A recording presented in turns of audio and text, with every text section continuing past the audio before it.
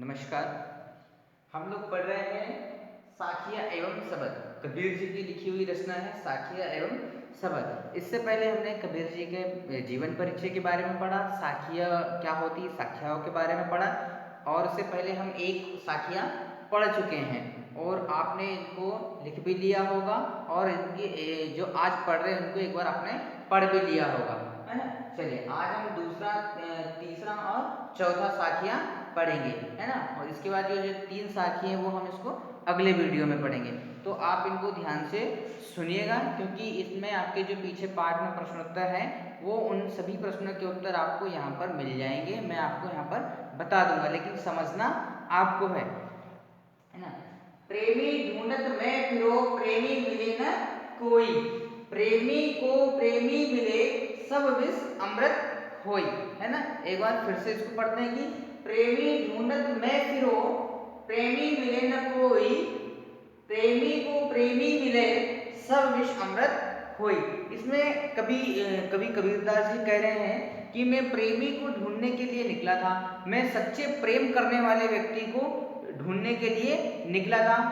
ढूंढत मतलब ढूंढना, फिरो मतलब फिरना या घूमना। मैं सच्चे प्रेमी को ढूंढने के लिए घूम रहा था, उनको ढूंढने के लिए मैं निकला था घर से। प्रेमी मिले न कोई, लेकिन मुझे सच्चा प्रेम करने वाला कोई व्यक्ति मिला ही नहीं। प्रेमी को प्रेमी मिले सब विष अमृत होई, लेकिन प्रेम करने वाले को प्रेम करना मिल जाए तो उसके मन के भाव बदल जाते हैं। ये तो इसके शब्दार्थ हुआ है, लेकिन कवि जो है वो इन पंक्तियों के माध्यम से हमको क्या कहना चाह रहा है, उसका अर्थ क्या है वो देखते हैं। कि कबीरदास जी कहते हैं कि सच्चे प्रेमी को मैं ढूंढने के लिए निकला था लेकिन सच्चा प्रेमी तो मुझे कोई मिला नहीं है, परंतु बहुत प्रयत्न करने पर वह मुझे नहीं मिल सका। जब मुझे वह सच्चा प्रेमी मिला तो मेरे सभी पाप पुण्य में बदल गए। सच्चा प्रेमी कौन है यहाँ पर? ईश्वर, है ना। कभी यहाँ किसकी बात कर रहे हैं, या कबीरदास जी यहाँ किसकी बात कर रहे हैं? ईश्वर की। क्यों कर रहे हैं? क्योंकि उनको ईश्वर की प्राप्ति हो चुकी थी, वो ईश्वर को समझ चुके थे, पहचान चुके थे, है ना। ईश्वर को अपने मन में महसूस कर चुके थे, वो अपने हृदय में महसूस कर चुके थे, ईश्वर को अपने हृदय में स्थान दे चुके थे। इसलिए वो कभी ईश्वर को प्रेमी कह रहे हैं कि उन्होंने ईश्वर से प्रेम करना शुरू कर दिया था, ईश्वर को मिलना शुरू कर दिया था, है ना। जब वो ईश्वर से मिले थे तो जब वो ईश्वर से मिले और ईश्वर उनके हृदय में आ गए, उनके मन में आ गए, है ना, भक्ति के रूप में, है ना। ईश्वर किस रूप में आए उनके पास? भक्ति के रूप में। जब वो ईश्वर की भक्ति करने लगे तो उनके मन में जितने भी बुरे विचार थे वो बुरे विचार बदल गए, उनके मन में वासनाएं थी वो वासनाएं बदल गई, उनके मन में दूसरे जो बुरी भावनाएं थी वो सब समाप्त हो गई, है ना। इन सभी बुरी एवं दूषित भावनाओं के दूर होने से मन अमृत हो जाता है, मन अमृत के समान पवित्र हो जाता है। मतलब उनकी बुरी भावनाएं जो थी वो जहर के समान थी, विष के समान थी, लेकिन जब ईश्वर उनके पास आए, उनके ईश्वर की भक्ति प्राप्त हुई तो वो भक्ति से सारे विष अमृत के समान हो गए, है ना, अमृत में बदल गए। मतलब उनके जो विचार थे वो बुरे विचारों दूर होकर के अच्छे विचार हो गए, है ना। तो कवि ने यहाँ पर ईश्वर को प्रेमी के रूप में माना है और प्रेमी की संज्ञा भी दी है कि ईश्वर की मैं दुनिया में प्रेमी को ढूंढने के लिए जा रहा था लेकिन कभी नहीं बताई, है ना। और कवि ने यहाँ पर सच्चे प्रेमी की कसौटी बताई है कि जब सच्चा प्रेमी मिलता है, सच्चा ईश्वर मिलता है तो हमारे मन के दुर्विचार दूर हो जाते हैं। ठीक है। अगला साथी हमारा है, हस्ती चढ़िए ज्ञान को सहज दुलिचा डारी, स्वान रूप संसार है भूकन दे झक मारी, है ना। हस्ती चढ़िए ज्ञान की, हस्ती का मतलब होता है हाथी, है ना। हस्ती के दो अर्थ हैं। हस्ती का मतलब होता है तो एक बहुत बड़ा व्यक्ति जो प्रसिद्धि या प्रसिद्ध हो वो होता है हस्ती, लेकिन यहाँ पर हस्ती का मतलब है हाथी। चढ़िए ज्ञान को, है ना, चढ़िए मतलब चढ़ना, ज्ञान को मतलब ज्ञान पर, हाथी पर आप चढ़ जाइए। इसका मतलब है कि ज्ञान आपका इतना ऊंचा हो जितना हाथी है ना। सहज दुलिचा डारी, स्वान रूप संसार है, स्वान का मतलब होता है कुत्ता, भूकन दे जगमारी, भूकन का मतलब होता है भूकना, है ना। अब यहाँ पर कवि जी कह रहे हैं दुलिचा का मतलब होता है छोटा सा, है ना। कवि कह रहे हैं कि हस्ती चलिए ज्ञान को सहज तुरीचा डारी स्वान रूप संसारे भूकंप दे जग डारी जग मारी। मतलब अब ज्ञान का इस स्तर पर आ जाइए कि आपको जो लोग भटकाने वाले हैं वो बहुत छोटे से नजर आए, है ना। कि आपका ज्ञान का स्तर इतना ऊंचा होना चाहिए, आपका मन इतना मजबूत होना चाहिए कि जो लोग आपको भटका रहे हैं वो आपको बहुत तुच्छ नजर आए, वो बहुत छोटे से नजर आए, आप उन पर ध्यान नहीं दे पाए।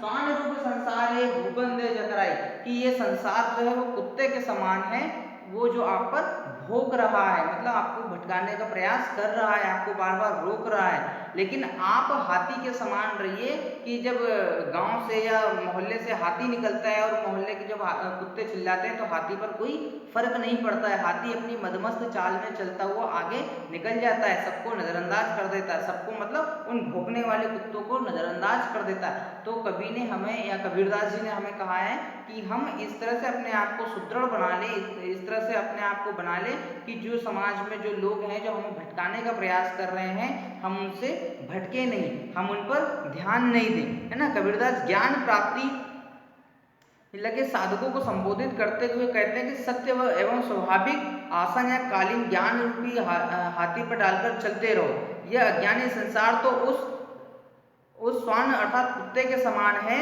जो अज्ञानी संसार उस स्वान अर्थात कुत्ते के समान जो हाथी को देखकर भोगता रहता है और अपना समय नष्ट करता रहता है, जबकि हाथी किसी की परवाह किए बिना आगे अपनी मदमस्त चाल में बढ़ता हुआ चला जाता है ना। उसी प्रकार सत्य के साधक को संसार की चिंता किए बिना अपने सहज मार्ग पर चलते रहना चाहिए, है ना। कवि ने कहा है कि जब आप भक्ति करेंगे तो लोग आपको टोकेंगे कि अरे ये तो सिर्फ भगवान की भक्ति गाता रहता है, कोई काम धाम करता नहीं है, काम नहीं करेगा तो खाएगा कैसे, क्या भगवान तेरा पेट भरने आएंगे, है ना, क्या भजन गाने से क्या तेरा पेट भर जाएगा, घर चल जाएगा।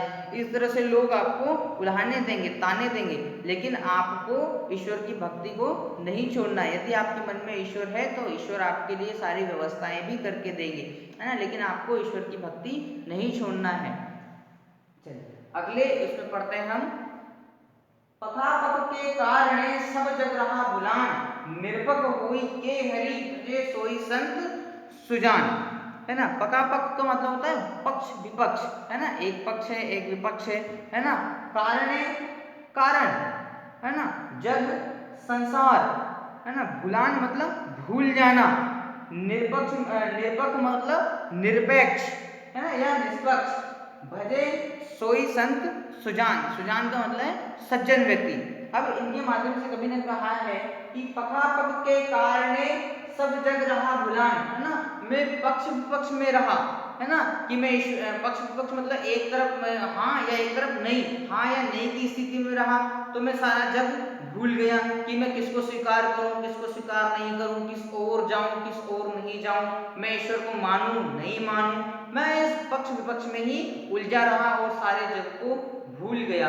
मैं ईश्वर में ही ईश्वर तक पहुंच ही नहीं पाया, मैं लोगों में ही उलझा रहा।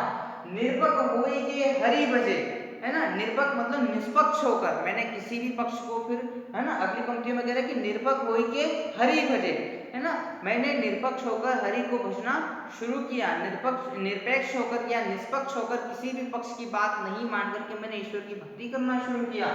सोई संत सुजान, है ना, तो यह बात किसने है, सोई मतलब वही व्यक्ति है, सोई का मतलब है वही, है ना, संत सुजान, वही व्यक्ति सज्जन हो सकता है, वही व्यक्ति संत हो सकता है जो निष्पक्ष होकर के ईश्वर की भक्ति करे, उनके मन में कोई लालच नहीं हो, कोई पक्ष नहीं हो या किसी तरह का कोई विवाद नहीं हो, वही व्यक्ति संत बनकर ईश्वर की प्राप्ति कर सकता है या ईश्वर से मिल सकता है ना।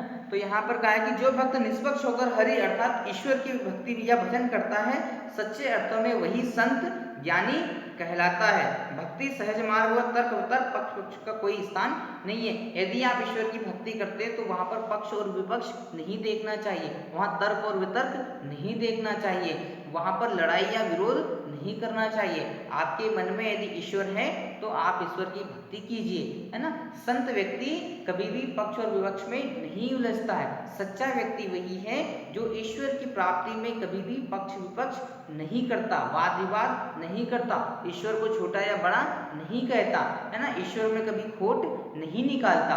या गुरु में कभी खोट नहीं निकालता। जो उसको गुरु कह रहा है वो उस बात को स्वीकार करता है, मानता है, तो वही व्यक्ति सच्चा संत है। ठीक है, तो आज हमने यहाँ पर 3 साखिए पढ़े हैं। अगले 3 साखिए जो बचे हैं वो हम कल पढ़ेंगे।